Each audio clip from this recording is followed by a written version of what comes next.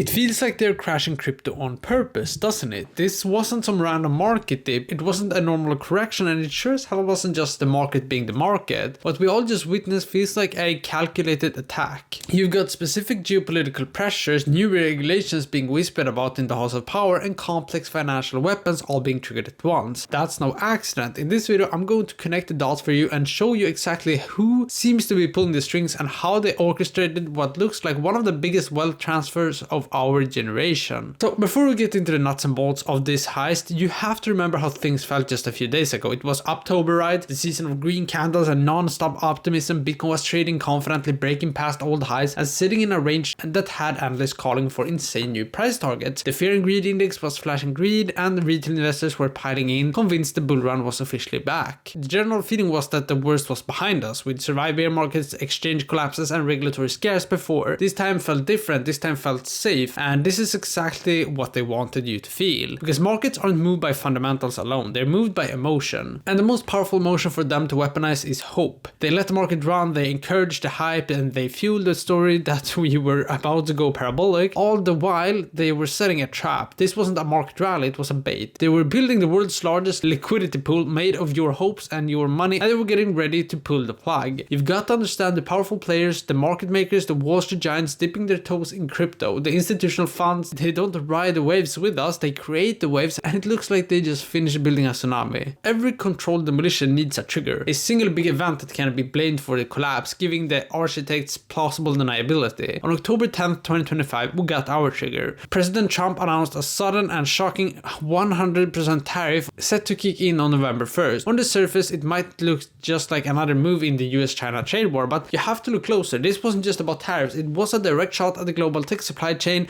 especially with the added export controls on rare earth metals, materials that are the lifeblood of modern tech like semiconductors and AI. The timing was just impeccable in its cruelty. Coming at a moment of peak market hope, the global markets reacted instantly and violently. The S&P 500 dropped 2.7% in a single day. A sharp jolt that sent a wave of pure panic across Wall Street, and as we've seen time and time again, when Wall Street catches a cold, crypto gets hit even harder. The risk of feeling spilled over into crypto with terrifying speed. Now you have to ask yourself, was the timing a coincidence? This trade dispute has been simmering for years. Why drop an announcement this dramatic at this exact moment, guaranteeing a massive global shock? It was the perfect cover, a geopolitical event so big and loud that no one would think to look at the suspicious activity happening in the shadows of the derivative market. They created an external black swan to hide an internal calculated strike. They gave themselves the perfect excuse. It wasn't manipulation, they'll say, it was geopolitics. But for those watching closely, it was the first press of the detonator. While the shock of the tariffs was the catalyst, the ground had been salted for months with the second weapon, regulatory uncertainty. All through 2025, a dark cloud has been gathering over crypto in the US. We've heard a constant drumbeat of news about crackdowns and new laws. Politicians have been debating so-called market structure bills with proposals floating around the House and Senate. The stated goal is always the same: bring clarity, protect consumers, and create a framework for institutions. But actual effect, it creates a constant state of fear, uncertainty, and doubt. FUD. This isn't a bug, it's a feature. For months the market has been held hostage by headlines. Every anonymous quote from a regulatory, every leaked draft, every congressional hearing was another tremor designed to keep the market on edge. It stops real sustainable price growth and keeps retail investors guessing. Are they about to call Ethereum a security, ban self-custody wallets, give the SEC total control? This low-level fear acts as a market suppressor. It's like a governor on an engine. It lets the market run, but only so fast before the threat of regulation is used to slam the brakes. This serves two purposes. It stops the market from getting away from the big players, and it gives them another tool to trigger a downturn whenever it suits them. When the tariff news hit, the market was already weak from this regulatory anxiety. It was the 1-2 punch. The geopolitical shock was the haymaker, but the regulatory FUD was the body blow that had already winded the market, leaving it unable to take the hit. The story was immediately spun. Crypto crashes because of geopolitical risk and fear of regulatory crackdown. It sounds plausible, it sounds logical, and it sounds exactly what the architects of this crash would want you to believe. They created the season and positioned themselves as a cure, offering clear regulation that will surprise favor the very institutions that just profited from the chaos. So you have the geopolitical trigger and the regulatory fear, but those are just the outside forces. The real damage, the true engine of this crash, happened inside the market itself. It was a brutal, efficient liquidation cascades, fueled by the third and most powerful weapon, derivatives and leverage. In the months leading up to October 10th, something was happening behind behind the scenes. While retail was buying Bitcoin on Coinbase and Kraken, a staggering amount of leverage was building up in the derivatives market. Open interest on Bitcoin futures was growing at a wild rate. This means a huge number of traders were making highly leveraged bets that the price would keep going up. Borrowing money to juice their positions, they created an amount of debt balanced on a knife's edge. This is the gunpowder. The institutions and whales see this leverage building. They can pinpoint the exact price where these longs will be liquidated. A liquidation isn't just a trader losing their money, it's a forced market sale. When a leveraged position gets wiped out, the exchange automatically sells their crypto to cover the loan. Now imagine billions of dollars of these forced sales all triggered at once. When the tariff news hit, the price dipped. It was a small move at first, but it was enough to hit the first level of liquidations.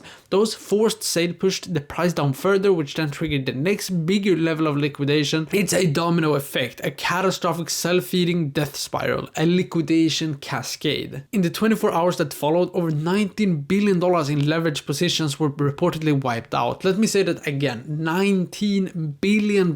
This wasn't just a sell-off, it was a forced deleveraging event of historic proportions. And here's where it gets even sinister. The on-chain whispers, the rumors flying around among traders who watch the blockchain for a living, tell a darker story. There are unconfirmed reports of massive short position being opened just minutes and hours before the tariff announcement. One rumor points out to a single whale supposedly making $88 million on a short open just 30 minutes before the news broke. Another suggests a profit of over $200 million.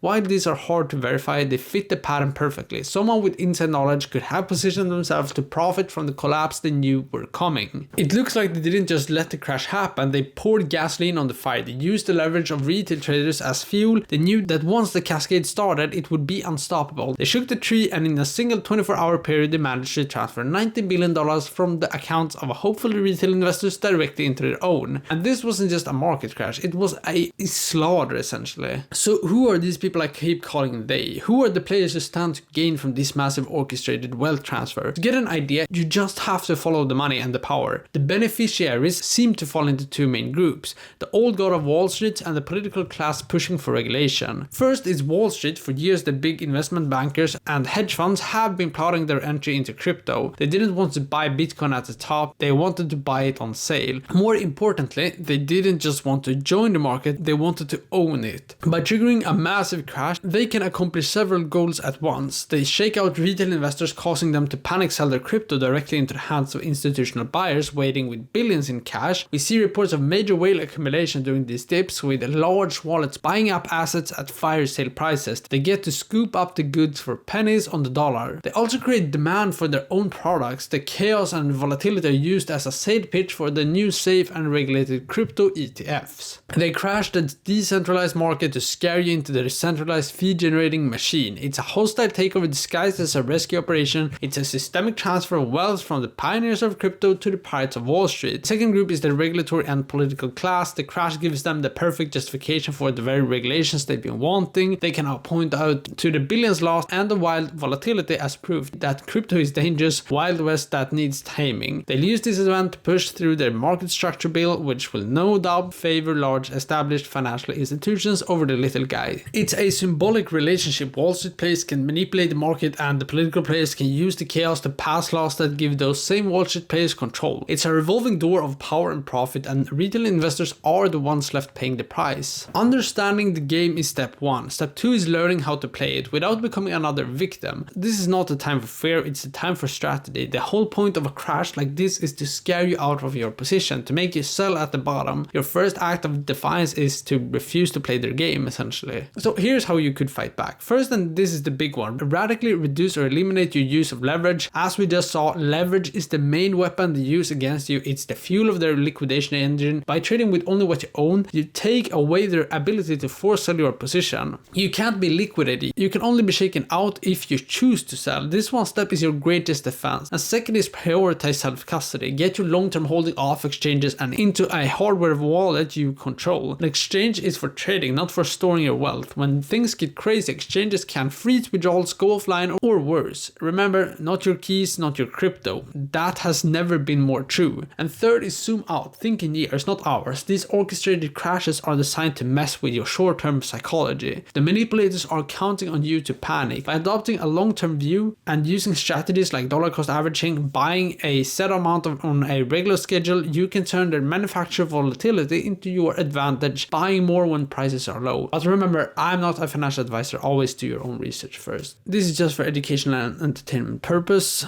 Finally, learn to use their tools against them. Start learning basic on-chain analysis. Watch for large wallets buying. Pay attention to open interest and funding rates. You don't have to become a full-time analyst, but you need to understand the metrics that matter. The information is all out there. They're betting you won't look at it. This is an information war. By staying calm, thinking long-term, and using the right tools, you can not only survive, but actually come out ahead. So the October 2025 crypto crash appears to be a coverage of a manufactured geopolitical shock, a relentless campaign of regulatory fear, and brutal calculated attack using the market's own leverage against itself. It looks like a deliberately orchestrated event designed to transfer wealth from the hands of the many to the pockets of a powerful few. They seem to be crashing crypto on purpose. But now you see how it works. You know the weapons to use, you know the players who benefit, and you have a plan to protect yourself. They want you scared, they want you to sell, they want you to give up. Don't let them win. If you want to stay ahead of their next move and keep uncovering the truth in these markets, make sure you subscribe and hit that notification bell. The game is just getting started, and I'll see you guys in next video.